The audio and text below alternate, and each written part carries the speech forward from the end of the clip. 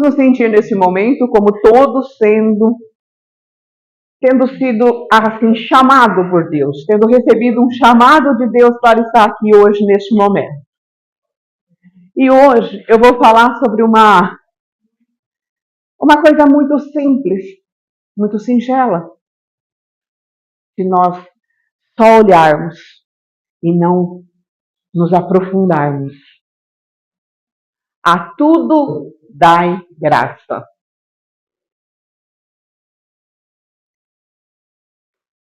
É fácil, gente? Não, né? Mas a gente tem que aprender. A gente tem que trabalhar esse aprendizado, como todos os outros, porque na Bíblia diz: em tudo dai graças, porque esta é a vontade de Deus em Cristo Jesus para convosco. Está lá em Tessalonicenses 5,18. Depois nós vamos encontrar no nosso Evangelho segundo o Espiritismo, no capítulo 9, assinado pelo Espírito amigo, que agora todos nós sabemos que se trata de Joana de Ângela, né? Que diz assim: a dor é uma bênção que Deus envia a seus eleitos. Quando a gente pensa assim, gente, não dá uma coisa meio ruim da gente por dentro pensar, falar assim, gente, mas Deus gosta de mim, elegeu e manda dor para mim? Vamos ser honestos? Vamos analisar friamente a coisa? Não é estranho? É estranho, gente. É a mesma coisa que eu falar assim, filha, eu te amo, mas eu vou mandar uma dor para você, tá? Como assim? Tô entendendo, tem alguma coisa errada. Mas é óbvio que não, né, gente? É óbvio que não. Normalmente, nós agradecemos as coisas boas. Nós temos o hábito de agradecer quando recebemos uma bênção. Nós temos o hábito de agradecer quando alcançamos uma conquista, não é? Quando nós almejamos, por exemplo, construir uma casa, arrumar um bom emprego, que o filho se forme, não é isso? Aí nós agradecemos, nós damos graças, né? Quando nos aposentamos, aí damos muitas graças, né? Mas o ensinamento é claro, é em tudo dai graças. Não é só quando vocês estiverem felizes, nós, né? Quando eu falo vocês, eu estou aqui junto, viu, gente? Quando nós estivermos felizes. E então surge a pergunta: como agradecer nas dificuldades? Como agradecer na dor? Como agradecer nas perdas? Na realidade, isso tudo vai para a nossa reforma íntima. Começa a trabalhar a nossa reforma íntima, porque nós lidamos com isso no dia a dia. Quem aqui não passa por desavenças todos os dias? Todos os dias uma coisa não dá certo, gente. Não precisa ser aquela coisa toda, o planejamento todo. Mas todos os dias nós, às vezes, nos atrasamos para o serviço. Às vezes nós esquecemos alguma coisa em casa que deveria ter sido levado. Não é isso?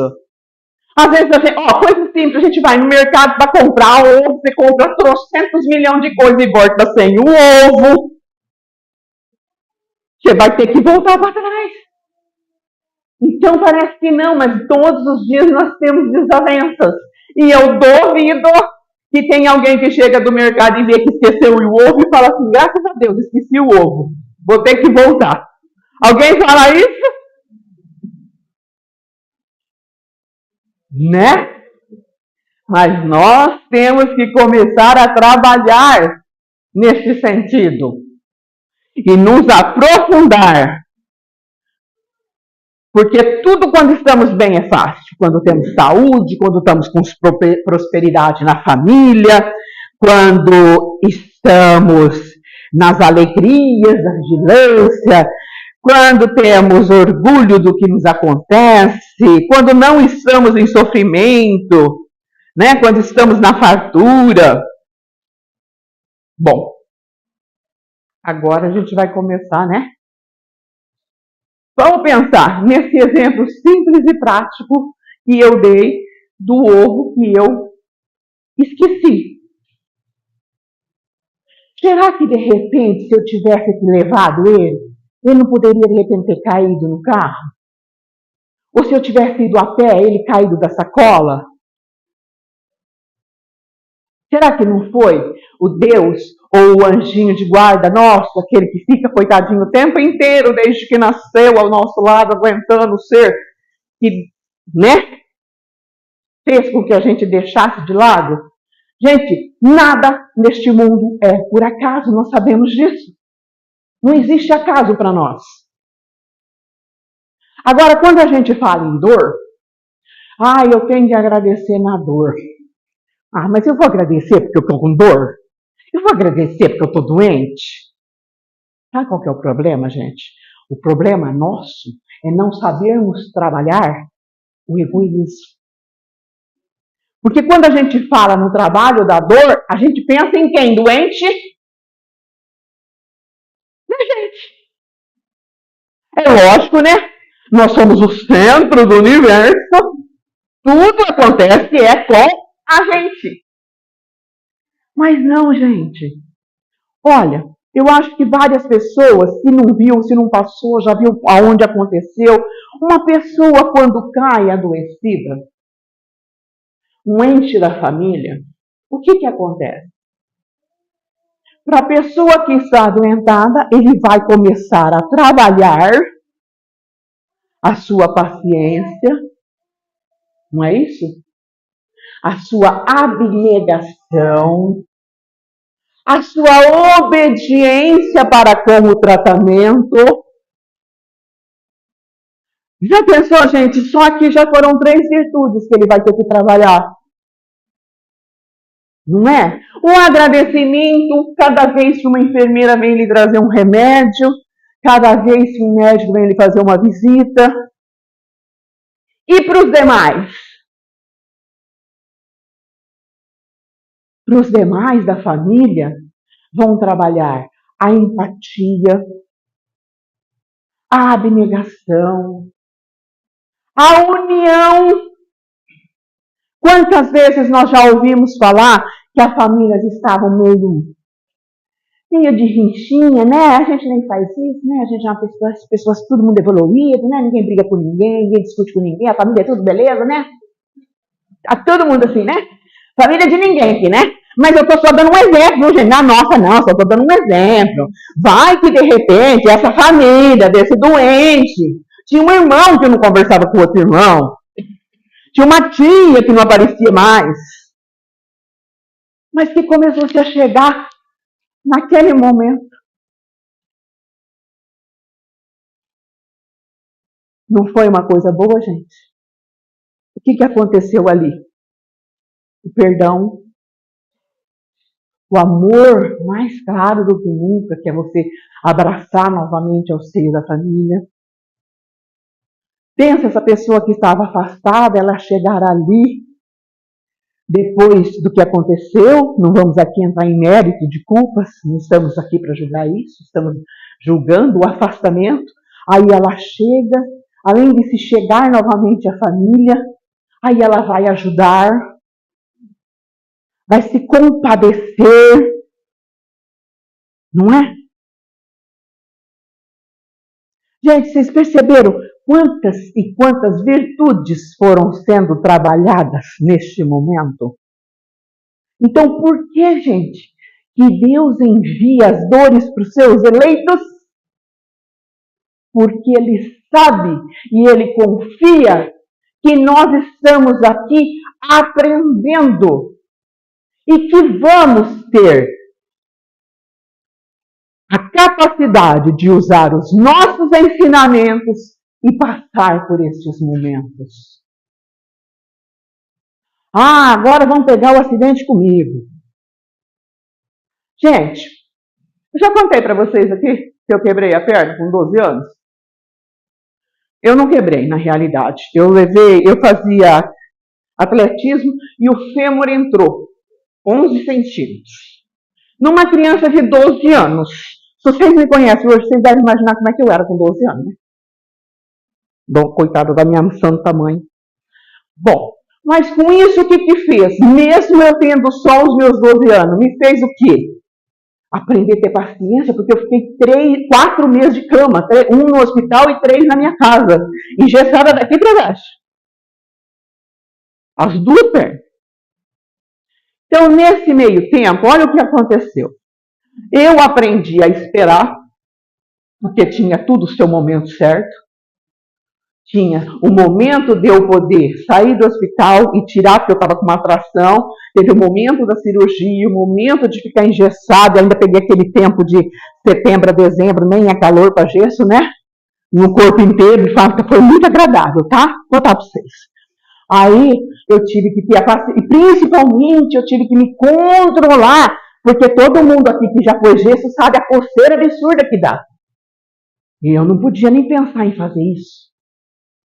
Porque imagina, eram todas assim, vamos dizer, carne mole, né? Facinha de ser arranhada ali.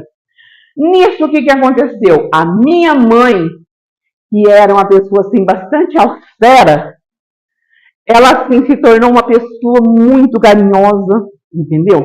Muito assim, condescendente com as minhas doideiras de criança, que estava ali travada numa cama, ela entendia isso. Que se eu surtava, porque quando era 11 horas da manhã eu ficava que nem uma louca gritando, quero comida, quero comida, quero comida, quero comida. Ela entendia isso. Por que ela entendia?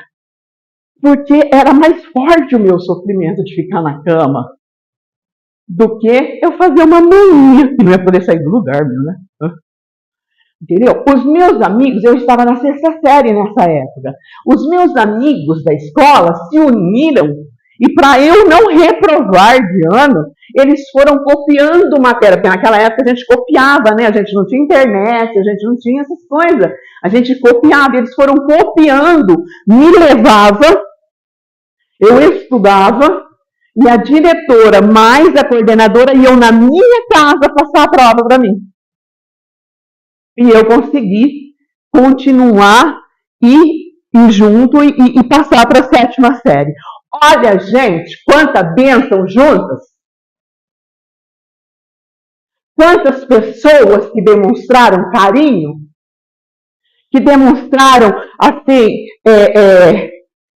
atenção, dedicação. Não é? Porque ninguém era parente meu ali. Ninguém era da minha família, do meu círculo de família, que poderia falar, não, está fazendo isso porque, né? Não, eram todos amigos. Eram todos colegas, professores. Então, olha o benefício que foi este momento difícil que eu passei, que no fim se tornou leve para mim. Porque eles não me deixavam sozinha. Cada vez tinha um dos meus colegas de escola comigo. Quando ia ter prova, eles vinham estudar comigo. Percebem, gente? O que é uma distribuição de amor num simples ato? E é isso que nós estamos precisando.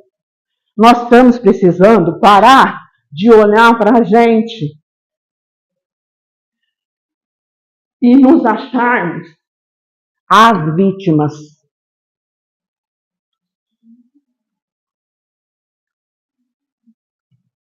Porque, infelizmente, nós temos esse costume, né? Olha, eu tive vendo esses dias que eu faço uma pós ligada à psicologia, tudo, então eu vou muito atrás dessas coisas.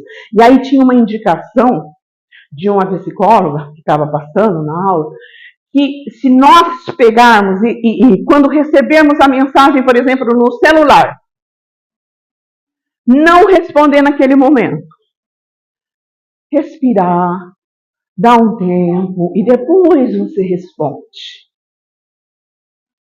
É óbvio que tudo tem as suas exceções. Se você está num trabalho para conversar com a outra pessoa que está esperando a resposta, é diferente. Mas no dia a dia, naquelas conversas, porque às vezes as pessoas até mandam uma mensagem meio atravessada para a gente. Se você for responder na hora que você pega a mensagem, dá rolo, gente. A gente não está preparado para isso. Então é a velha história do respira, conta até 3, vai lá fora ver como é que tá as galinhas, os peixes, os cachorros, vai ver qualquer coisa no mundo. Porque depois que você viu tudo isso, aquela mensagem já não tem o mesmo valor. Ela já não te afeta do mesmo jeito. Não é verdade? É, gente. Então a gente tem que parar de querer ser vítima.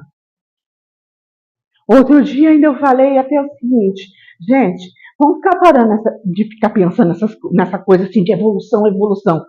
Vamos pensar em aprender. Quem é professor aqui? Né? Então, gente, e tem um povo aí mais ou menos uma faixa etária assim, né? Assim, dessa idade aqui. Então, gente, vamos voltar naquele tempo. Quando nós entrávamos desde a quinta série, vamos pegar desde a quinta série, a gente entrava na escola e ficava pensando, nossa, tem que passar de ano, nossa, tem que passar de ano.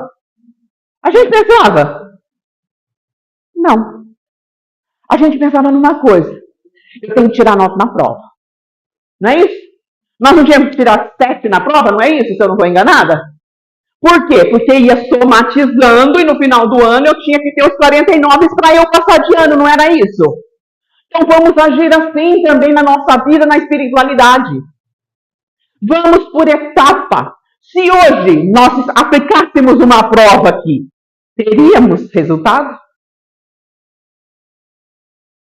Estaríamos prontos? Eu não estaria, gente. Garanto. Eu tenho certeza. Eu tenho que me umas par de vezes. Nem falo. Então, gente, vamos pensar nisso. Vamos juntar e vamos ver, vamos ser honestos e vamos fazer aquela revisão nossa. E vamos falar assim, peraí, quais são os meus piores defeitos? Porque todos nós temos ainda, todos. Não falha um. Se um é bondoso, ele é orgulhoso de outro lado. Se tem uma coisa, ele tem outra. Ninguém aqui, porque você não estaria aqui, já começa por aí. É simples assim. Eu tenho certeza de falar isso para vocês, porque se vocês tivessem já todas as virtudes, eu não estaria falando com vocês. Então, vamos pensar assim, qual é o meu maior defeito? Minha paciência, gente. Minha paciência, vocês não têm noção de quantas vezes eu fico comigo, cala a boca, Rita, cala a boca, Rita, cala a boca, Rita. Acho que a fila da paciência devia estar ocupada, porque não era possível. Só foi por uma coisa nesse sentido. Gente, então o que eu peço? Eu peço para Deus me abençoar muito e me dar situações para que eu tenha que praticar a minha paciência. Porque tem esse outro detalhe, viu, gente, que às vezes a gente erra muito. Às vezes, por exemplo, eu sei que eu não tenho paciência, aí eu falo assim, ai, Senhor, me livra para que nada de ruim aconteça, porque eu não tenho paciência. Como que eu vou praticar a paciência se nenhum problema se apresenta para mim? São nos problemas que eu vou pôr em prática a minha paciência, não é isso? Não é neste momento? Se eu tiver uma vida tranquila, sossegada e nada acontecer, eu não vou praticar a minha paciência. Eu não vou praticar a minha empatia. Eu não vou praticar a minha indulgência. Né? Eu não vou praticar a minha benevolência. Não são os principais, o BIP. E muito menos eu vou praticar o perdão. Porque se eu ainda não tenho paciência para trabalhar e perdoar o irmão, para ser benevolente para com ele, para entendê-lo, não é? E se eu não consigo perdoá-lo, gente, é o início.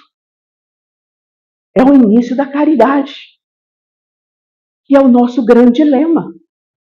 Fora da caridade, não há salvação. Não é isso? Então, nós temos que trabalhar todas aquelas coisas. Se por exemplo eu sou... É que no outro dia eu falei, uma pessoa ficou olhando meio atravessada para mim, ela falou assim, eu sou perfeccionista. Quem aqui acha que perfeccionismo é uma qualidade?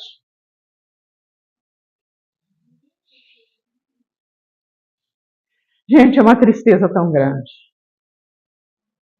É uma tristeza, porque a pessoa que tem aquele senso de perfeccionismo, ela é uma pessoa que ela nunca vai ser feliz com ela e nem com os outros. Porque nunca vai estar nada bom para ela. Porque para colocar aquele vaso na mesa, ela vai levar horas. Ela vai analisar de todos os pontos. E se alguém relar na folha, ela vai entrar em surto. Isso não é bom. E eu falei para a pessoa, falei, olha, sinceramente, de coração, eu tenho dó de você. Mas, Rita, mas eu gosto das coisas tudo no lugar de... Pera, não vamos confundir a coisa. Uma pessoa ser organizada é diferente. Né? Aquela pessoa, eu, por exemplo, eu gosto de ser organizada. Eu gosto de ter as minhas coisas no lugar, porque se o dia que eu precisar, por exemplo, do meu martelo, eu sei que eu vou lá na minha dispensa e ele está lá. O dia que eu precisar pegar uma toalha de banho, eu sei exatamente onde que ela está. Isso é organização, é bem diferente de perfeccionismo. Perfeccionismo, ele vai guardar uma roupa, eu não sei quantos dias ele leva, né? Que Deus acode. Então, outra coisa que nós erramos muito no dia a dia. As pessoas falam, as mulheres, principalmente mulheres, viu, gente? Presta atenção. Eu sou guerreira. Gente, ser guerreiro é triste. Vocês já perceberam que os guerreiros, super-heróis, são sempre sozinhos? É uma vida triste. E ninguém faz nada sozinho. Você precisa de todo mundo. Nós precisamos de pessoas que nós nem imaginamos. Nós estamos com essa luz. Quem sabe me dizer quem colocou? Mas nós precisamos de um irmão que veio aqui e colocou. Não é? Então nós não conseguimos viver sozinho. Nem se você tiver dinheiro, nem se você não tiver dinheiro. Não adianta, você pode ter montanhas de dinheiro, você vai ter que pagar para os outros fazer. Você vai estar precisando do outro. Então, vamos parar de achar que nós somos, vítimas. Vamos parar de achar que nós damos conta. Não, gente, a gente está caminhando muito lento. Olha, hoje eu vi uma experiência,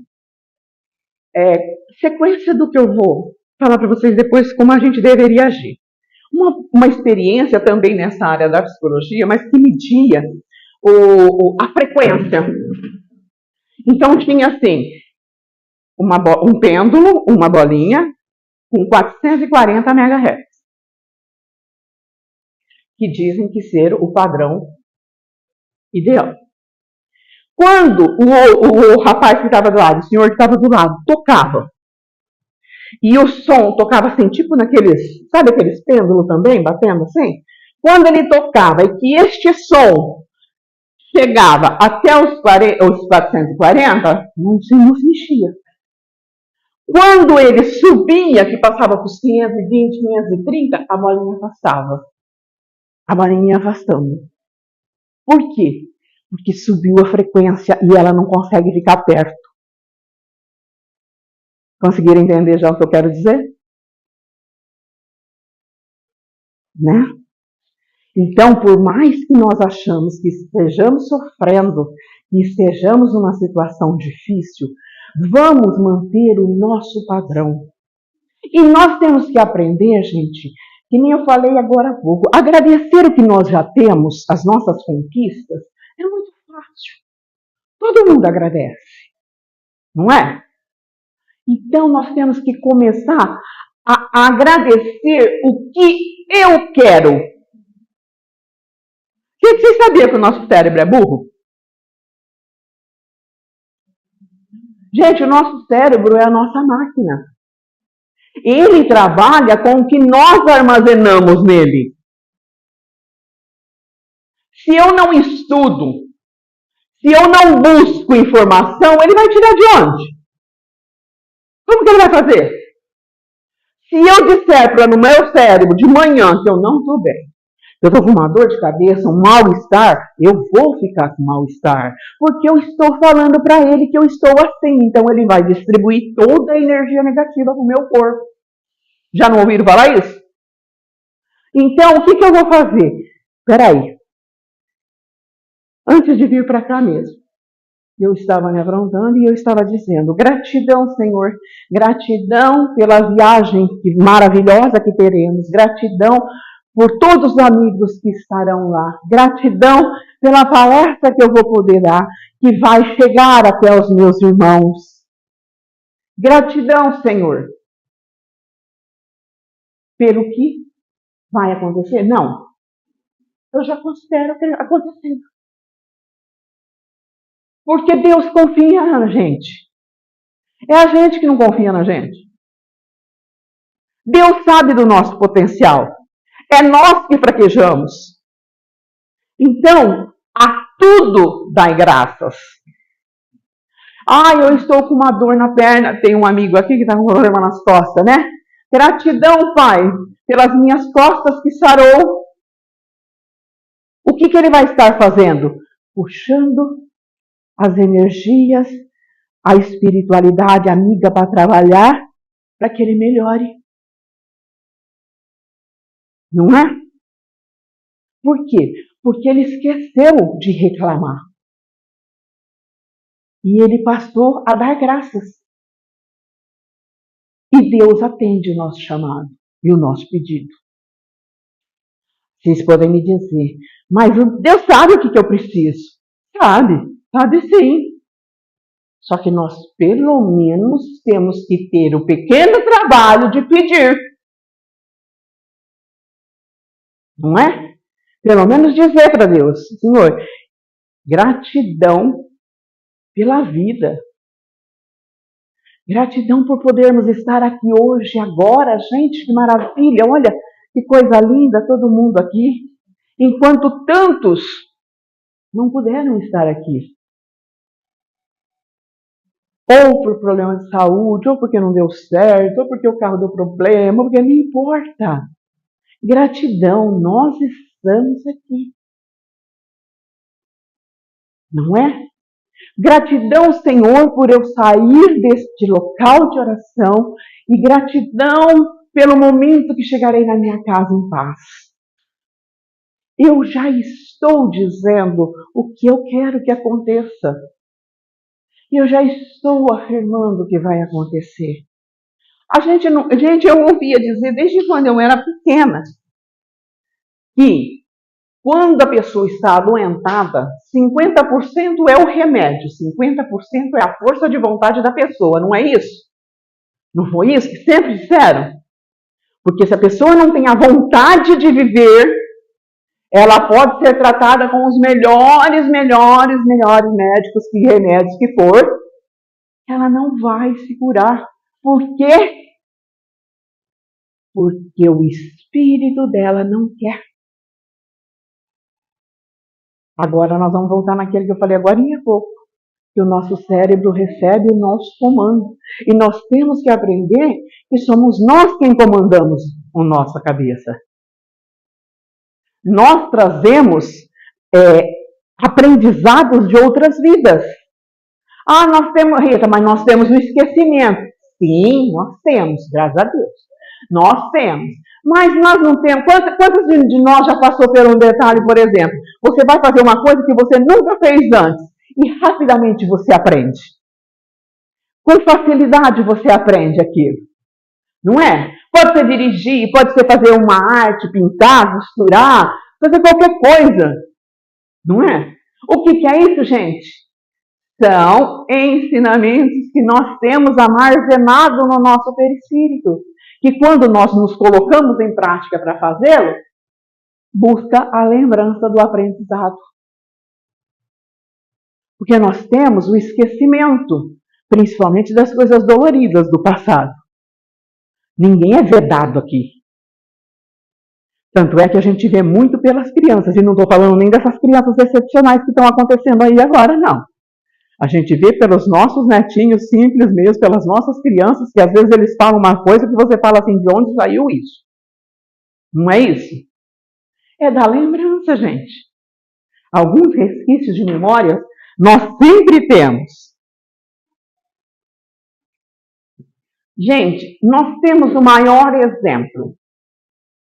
Jesus, quando estava no seu maior momento de dor, ele não agradeceu? Ele não perdoou?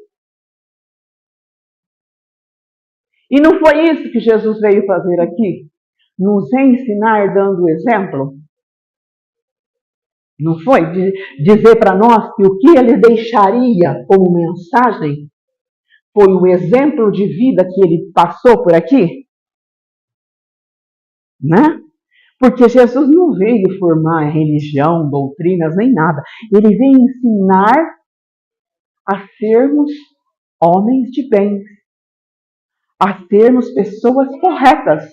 E que era fácil, gente, que não era um milagre, que você não precisava ser uma pessoa excepcional para ser uma pessoa de bem. Para fazer as coisas, gente, normais e corretas, a gente não precisa ser nenhum assim, QI avançado, nem nada disso. Nós sabemos. Porque nós temos um livre-arbítrio. Só que o nosso livre-arbítrio, ele vai até um momento. Concordam comigo? O nosso livre-arbítrio, ele não é livre assim, gente. Por quê? Porque nós temos uma inteligência. E se eu abusar dessa inteligência, o meu livre-arbítrio falar mais alto, vai dar problema. Eu sei que furtar é crime, não sei? Todo mundo sabe, não sabe? Se o meu livre-arbítrio disser que eu posso ir lá e furtar, eu não vou ter problema? Então é por isso que eu estou dizendo, vamos armazenar o conhecimento nosso com coisas pródigas, com coisas boas, com bons ensinamentos, buscando os nossos defeitos e cada dia ir lapidando. Não é fácil, gente, mas se cada dia eu lapidar um pouquinho, eu vou conseguir. Eu vou conseguir ser um pouco melhor do que eu era. A cada passo. A vida não é de uma vez, não é de repente. Nós todos aqui também sabemos que teremos outras encarnações. Então vamos fazer o possível para lapidarmos o que for o possível aqui para nós virmos melhor. Poxa, pelo menos, que nem eu que falei para vocês, né, que eu não tenho muita paciência. Mas eu estou testando a minha paciência no máximo. Por quê? Porque eu não quero voltar desse jeito na próxima. Eu quero ser uma pessoa mais centrada, mais calma. Se eu quero voltar uma pessoa mais calma, eu preciso aprender agora. Concordam comigo? É esse o nosso aprendizado, não é? Eu só vou melhorar se eu tiver aprendido. Se eu não aprender, eu não vou vir melhor. Porque eu vou continuar com os defeitos que tenho. Porque sou eu a responsável por mim. Esses nossos problemas, Deus foi muito claro. Ele é responsabilidade nossa. Eu disse outro dia no centro, lá em José Xavier, assim, que Deus não perdoa. Quase matei todo mundo, né? Mas, gente, realmente...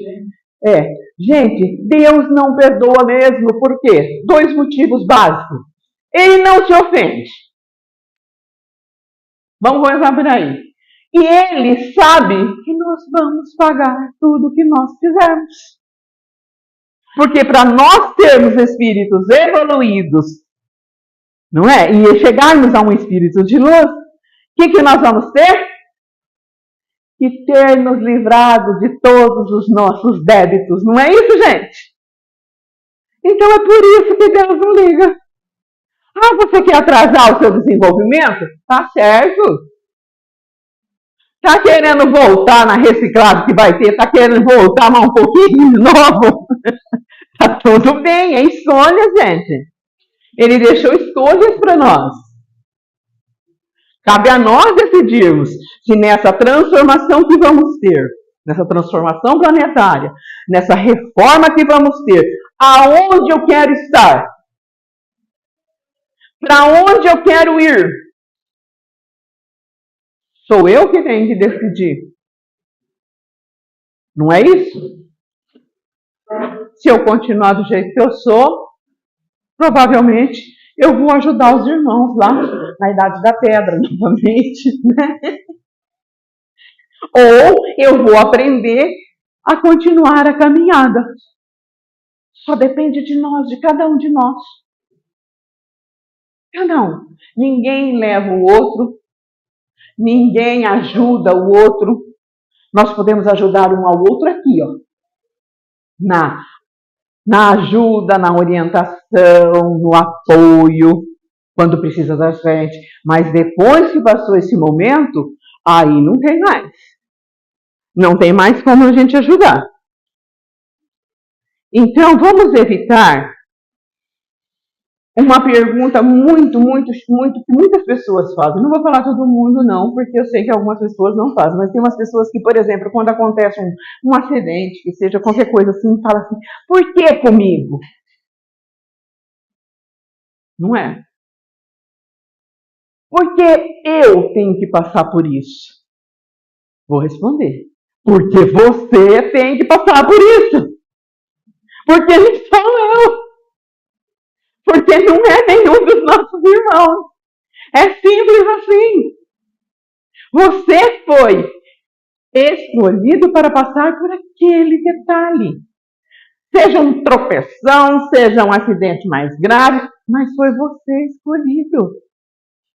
Então, quando vocês pensarem se querem dizer por que comigo, vocês mesmos respondem, tá?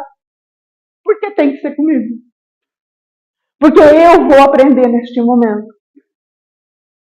Porque sou eu que estou precisando botar em prática as minhas virtudes para passar por este momento.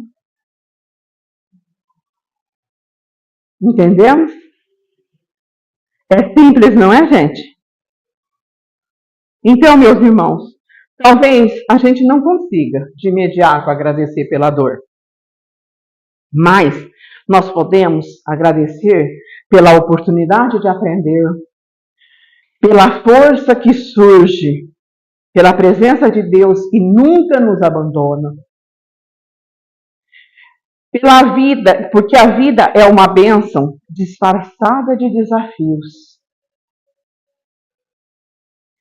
Que possamos sair daqui decididos a transformar reclamação em confiança. Quando eu for dizer, aconteceu isso comigo, mas eu consigo, eu resolvo.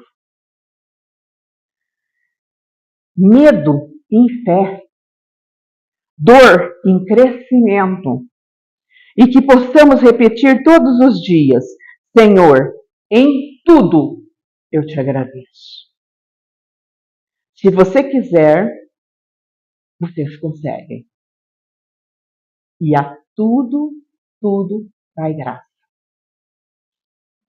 E muito obrigada por este momento de estar novamente com vocês.